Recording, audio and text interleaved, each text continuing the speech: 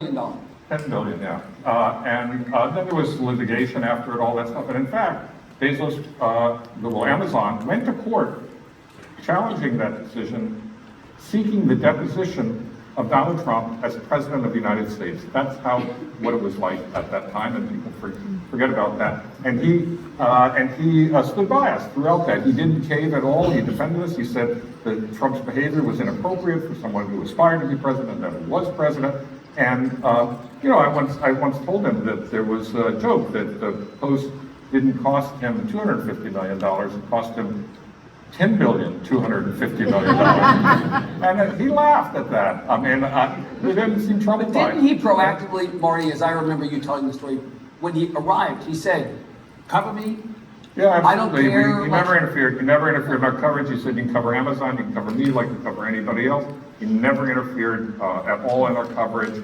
And even though, obviously, he made an enemy out of Donald Trump. So what I think happened is that he thought Trump was gone. I know a lot of people thought Trump was gone, and he rose again,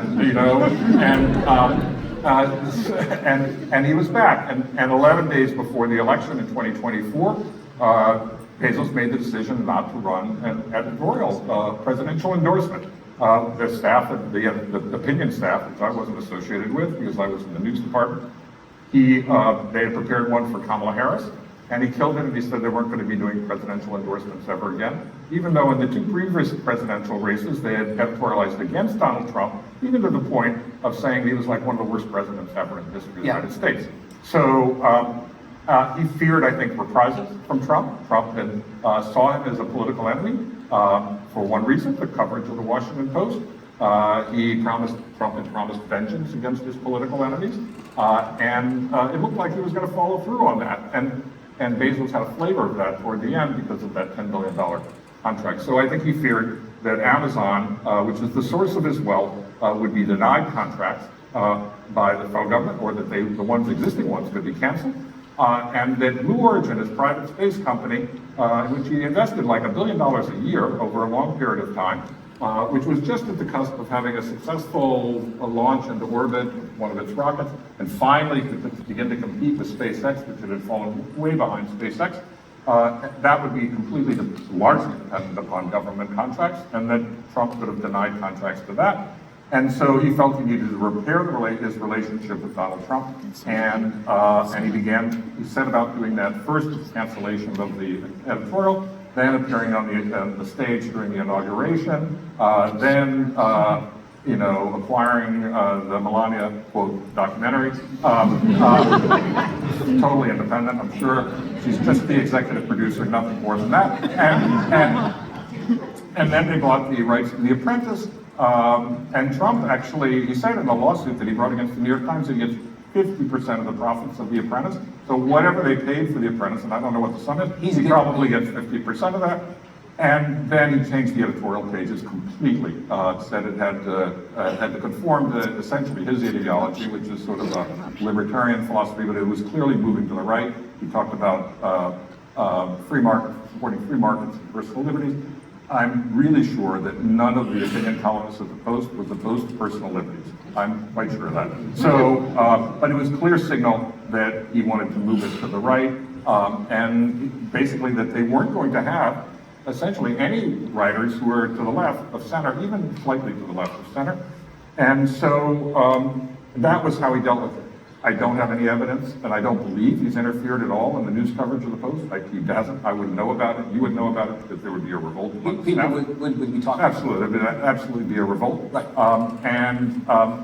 And so I think that's what's happened. I don't believe the cuts are an effort, sort of something that he promised Donald Trump or anything like that. I think there are probably other reasons for that. So when you referred in your statement following the cuts to, this was your quote, a sickening efforts by Jeff Bezos to curry favor with Trump, you were not referring to these cuts as such an effort. No, what I was referring to there is all the proceedings. All the preceding stuff that actually, look, they're in a hugely challenged environment, and the media environment is really difficult. Difficult is an understatement. I mean, it's incredibly tumultuous, a lot of changes. I mean, just in the last 3 years with generative AI, That has changed the media environment dramatically. And so the Post faces all those challenges. It was losing money. They had overspent, I believe, at the time, just after I left. And planning thing, there was going to be more growth than there was, a whole bunch of complicated issues. But the decisions by Bezos to curry favor with Trump made things significantly worse because when they canceled the presidential endorsement, at least 250,000 people dropped their subs, right, instantaneously, right. And then clearly more people dropped their subscription, maybe 75, 100,000, I don't know the exact number, right. But because of the subsequent changes in the opinion pages, and that probably is going to slow decline. So you said that there's no plan. There's not been an announced plan for the Post going forward. Actually, the statement that Jeff Bezos did make following the cuts, I at least took it to be a statement of what he believed, at least in principle, might be a driver. Our readers give us a roadmap to success. The data tells us what is valuable and where to focus. This is Jeff Bezos talking about the strategy for the Post going forward. What do you think about it? Well, first of all, it wasn't all that inspirational. And I would say that I could get more inspiration out of a message in a fortune cookie, but you could say that. I could say that. In fact, I just did. Look, I mean, it's weird. I mean, look, you have to have metrics to run a business. You have to have data. It's incredibly important. But you have to know who you are. What is your own identity? What is your mission? And that suggests that, well, we don't really know. We'll let the data tell us. Give them what they want. Sure, and it's like saying we're going to set sail and we'll let the wind tell us where we're supposed to go. And then you crash on the rocky shore. And as opposed to saying, no, this is the destination, this is where we want to go, and we're going to use the wind to help us get there. And so I think it was an uninspired statement. And what they need to do, one of the things they need to do is indicate to the staff, signal to the staff, here's where we want to go, here's who we are, in the same way that Bezos did it when he first bought the Post. And by the way, not just to the staff, but to us, as readers, right? If we're going to stick with the paper, it'd be nice to know what the plan is. Nice to know, who are you? What do you stand for? And ideally, you would be standing for what you said you stood for, which is implicit in democracy dies in darkness. You stand for supporting democracy in this country and doing everything journalistically you can to support it. To support it. Will Lewis, CEO of the paper, hired by Jeff Bezos. Was. Okay. Has been removed. Best news all week. Is that right? Out of his job. It is said that at a time when there are no bridges too far, him being at the Super Bowl red carpet pre-event on the day of the layoffs was a bridge too far even for Jeff Bezos. Apparently, I mean, Jeff hasn't, confirmed. No, he hasn't. He hasn't told me anything. He doesn't communicate with me. So in any event, yeah. I mean, at the time they announced these layoffs, he was not on the Zoom with the staff. It was just the executive editor, Matt Murray, and the HR person. And it turned out, and apparently Matt told people that, I don't know, Will Lewis, the CEO, had other things to do. And it turned out that actually a former reporter, a sports reporter for the Washington Post, who now works for The Athletic, which is part of the New York Times, captured Will Lewis in San Francisco at the NFL honors ceremony on the red carpet while the staff was being laid off. I guess he thought that was leadership. Well, I want you to characterize, in all seriousness, characterize his tenure, because he was a controversial figure, certainly within and without the Post, right? He was. I mean, when he was hired, there was huge controversy about that, and a lot of reporting that went into it about he had come from sort of the Murdoch empire. But while he was there, they had a big phone hacking scandal in the UK, and the question, he was supposedly brought in to sort of fix the mess. But the question was, did he actually suppress information that law enforcement in the UK should have known about, and basically in order to protect Rupert Murdoch and others at senior levels. And during his time at the Post, there were certain initiatives that were announced that were supposedly his initiatives that, at least from my vantage point, didn't really go anywhere, right? Yeah. Sure. So he announced that he was setting up they were going to set up a third newsroom to do sort of innovative things. Yeah. He constantly was talking about we need to innovate. Of course we do. But he announced a third newsroom. The weird thing was that nobody knew what the second newsroom was.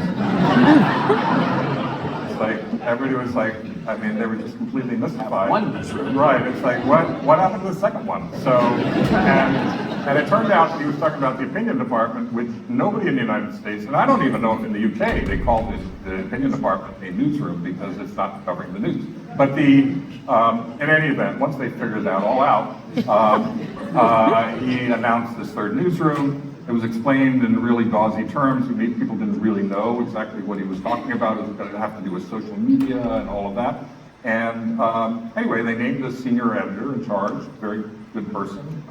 And then they named an executive in charge. And 9 months later, essentially, the whole thing fell apart without any clear innovation taking place. I don't know. During these 2 years, I've asked everybody I know at the Post, can you tell me like one achievement of Will Lewis's? Like, tell me one. And they came up empty. So the guy's now been appointed on an interim basis to replace him with CFO, Jeff D'Onofrio, who had been formerly running Tumblr. Is that right? Yeah, that was one of his previous. One of his previous days. Yeah.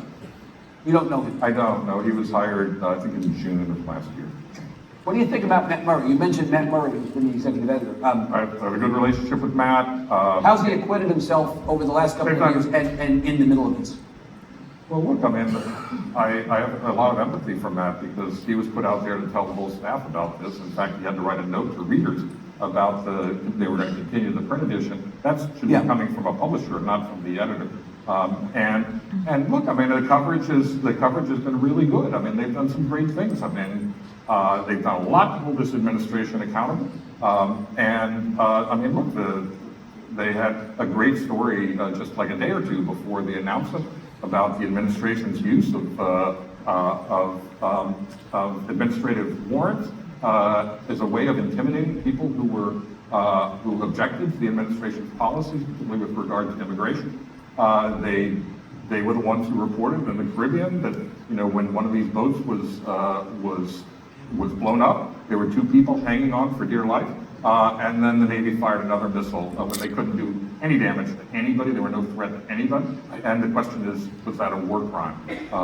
And so that was the Washington Post that did that, even as they had been thrown out of the Pentagon, along with all of the Washington Post Defense Department reporters who did that, even though they've been thrown out of the Pentagon because they're working their sources and they discovered this. And that's great reporting, and they continue to do that. And I just hope that they have the resources to deliver the same kind of. So you're supportive, I'm not asking this question because I know the answer, you're supportive of the journalism despite all that. The news department. Yeah, the editorials. Well, I ask this because in the time after the cuts, there's been this discussion of basically who lost the Post, who is responsible for this, and there's been Jeff Bezos responsible, Will Lewis is responsible. The president is indirectly responsible because he was the one who set us all on a course of undermining faith and confidence in institutions like the Post, and that's hobbled the Post and others. Jerry Baker, the former editor-in-chief of the Wall Street Journal, wrote a column the other day blaming the Post journalists and journalism for this. This is what he wrote. The president's attacks on the media are indefensible and troubling, but it never seems to occur to his targets that the primary reason he gets away with them is that faith in the honesty of these institutions has already been devastated by their own tendentious work. His view is that journalism of the Post is bad enough, biased enough, that's why the paper has been in trouble, and that was the cause of the distress we saw on the floor. Right. I read that column, and as you were signing it here, I was rolling my eyes. You couldn't see that, but I'll let you know I was rolling my eyes. Noted. And it's ridiculous. I mean, it's ridiculous. First of all, I mean, when Jerry was the editor of the Wall Street Journal, I always called him my best recruiter because we got so many talented journalists from the Wall Street Journal because under his leadership, they felt they couldn't write the truth, okay, about what they knew about the Trump administration. And incredibly talented people, some of whom now work for the Atlantic. I mean, look, I mean, the Post did its job. It held the administration accountable. It's the reason why, by the way, people decided to subscribe to the Post. We went from, when Bezos acquired us in October of 2013, we just started a paywall, you know, asking for people to pay for access initially, and we had 35,000 subscribers.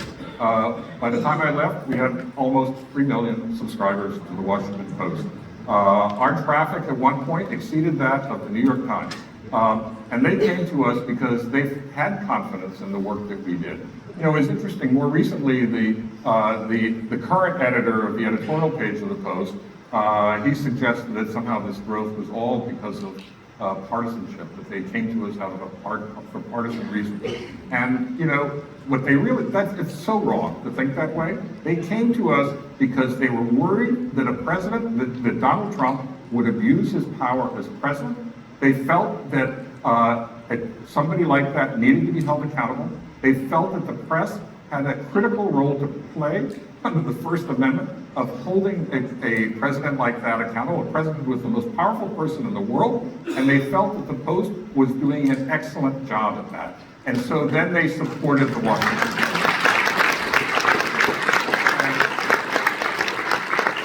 And I don't call that partisanship, I call that citizenship. They said, that's understanding the role of the press in this country. Yeah.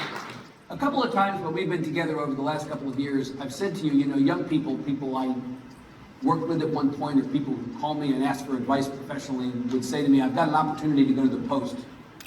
Should I go? And I asked you, what do you say to people, given your history with the Post, given what you've just observed? And you always said to me, unhesitatingly, I tell them to still go to work for the Post. Yeah. Do you still tell a kid who calls you, under these circumstances, take the job at the Post? Well, nobody's called me lately, but the... Should we run the simulation? I'll be a young pretend person, you're you be you. pretend you're- Exactly, right. I don't like that. I'll be the young person. What would you But- tell, seriously, a young journalist Yes, who thinks go. I've got an opportunity? Of course, go. I think that they're going to continue to do good work with fewer resources. They still have very talented people. I think it's an honor for any young journalist to work among them, to learn from them, Yeah. and to contribute to making the Post as good as it possibly can be. And they can do tremendously important work. So talented young people, if they have the opportunity to go to the Post, I believe they should go. You should, yeah. Let's talk for a moment about what's lost as a consequence of these cuts.